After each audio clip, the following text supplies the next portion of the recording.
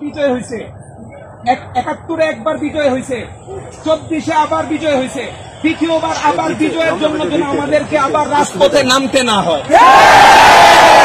দ্বিতীয়বার আবার ২০১৩ শাপলা চত্বর দেখতে চাই না।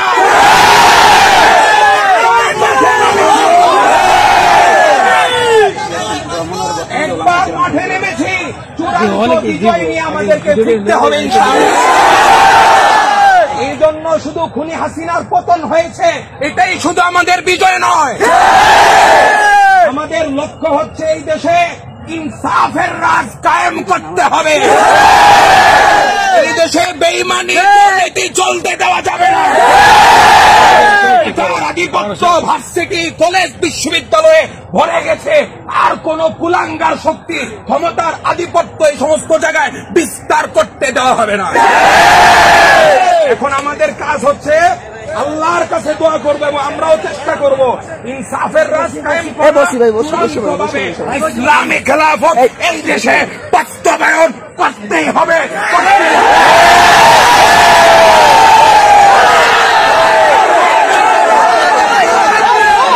বসেন বসেন।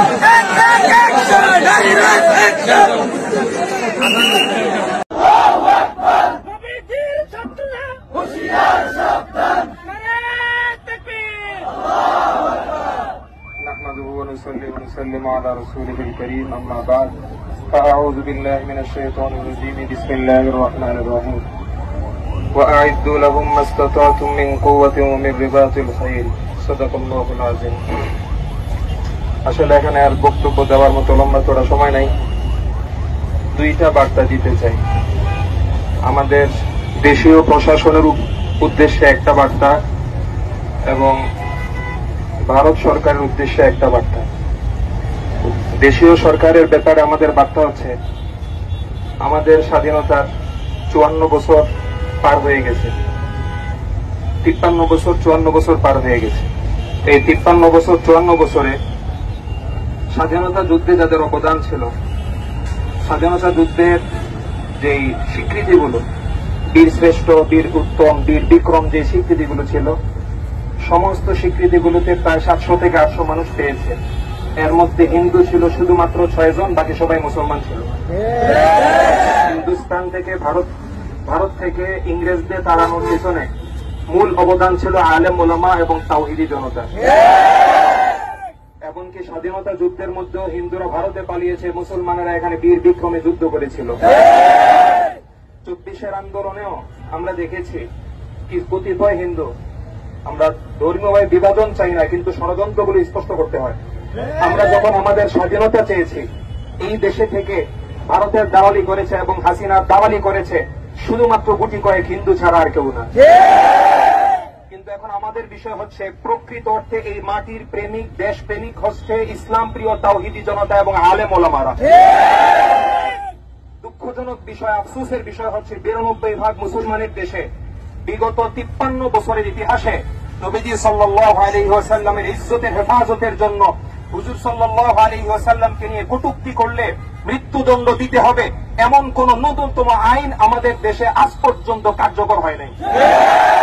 আমি মনে করি বিগত ৫৩ বছরে যতগুলো সংসদ ছিল, সবগুলো সংসদ ব্যর্থ সংসদ ছিল। প্রতিনিধিত্ব করার মতো যোগ্যতা ছিল না।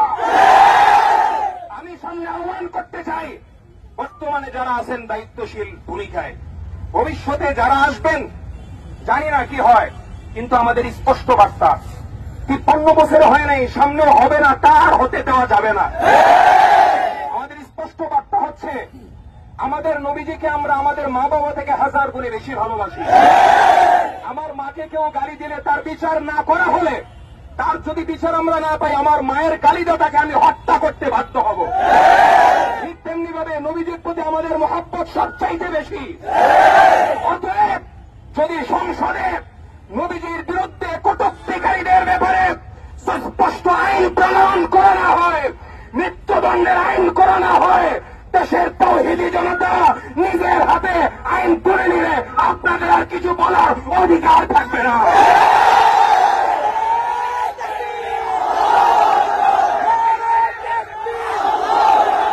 ইসলামের শত্রুরা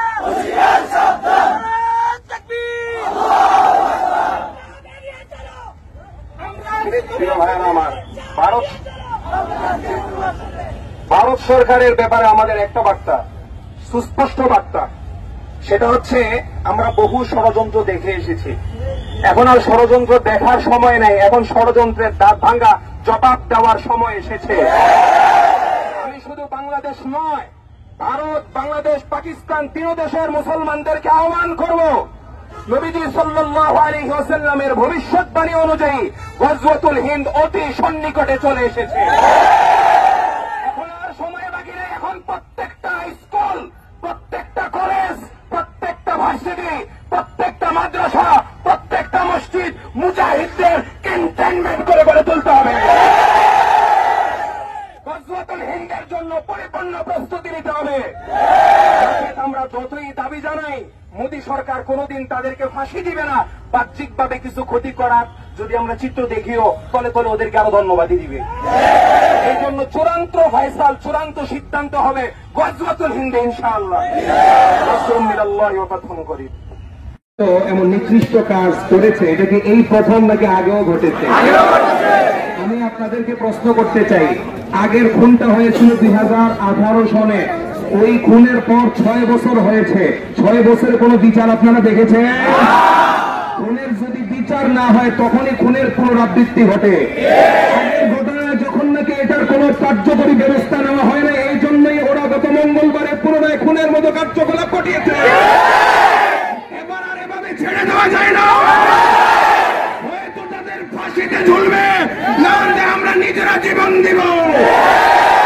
দ্বিতীয় কথা, আমরা শুধু এখানে মিছিল করলে হবে না। কোন মসজিদে খুনি সন্ত্রাসী একাতিরা আস্তানা বানাবে আর অস্ত্রাগার গড়ে তুলবে, সেই সুযোগ দেওয়া হবে না।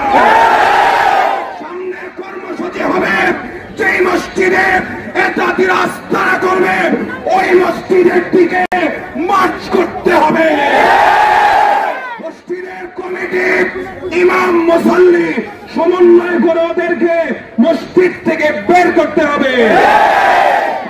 নামাজ পড়বে, আপত্তি নাই, কিন্তু খুনিদের জন্য সন্ত্রাসী কার্যকলাপ চালানোর অনুমতি নয়। যিকরুকা লিল মুশতাকি খায়রু শারাবি, যিকরুকা লিল মুশতাকি খায়রু শারাবি ওয়া কুল্লু শারাবিন দুনাহু কাসারাবি। আহারে, মাওলা পাকের জিকির, এটাই তো আমার মনে খাবার জোগায় দেয়। যখন আমি ধ্যান করি যে আল্লাহ আমার মালিক, আমি তার গোলাম, এটার কারণেই আমি মানসিকভাবে এত বেশি শক্তি খুঁজে পাই। খানাও তো খাই ঠিক, ওইটার মধ্যে আমি এত পুষ্টি পাই না। আল্লাহ পাকের ধ্যানের ভেতরে আমি নিজের শারীরিকভাবে, মানসিকভাবে এত শক্তি আর পুষ্টি খুঁজে পাই। সুবহানাল্লাহ।